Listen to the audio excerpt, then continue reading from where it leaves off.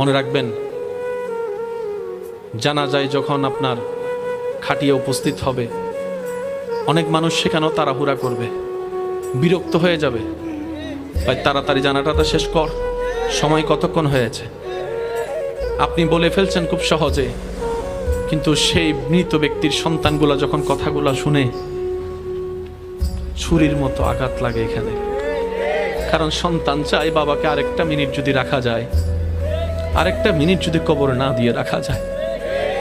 পৃথিবী এত ব্যস্ত, 2টা মিনিট সময় দিবে না।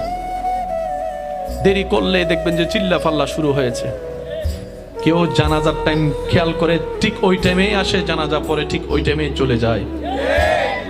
অল্প কিছু মানুষ কবর পর্যন্ত যায়, অল্প মানুষ কবরে নামে, অল্প মানুষ মাটি দিয়ে একটু, তারপরে জিয়ারত করার সময় দেখবেন মানুষ আরো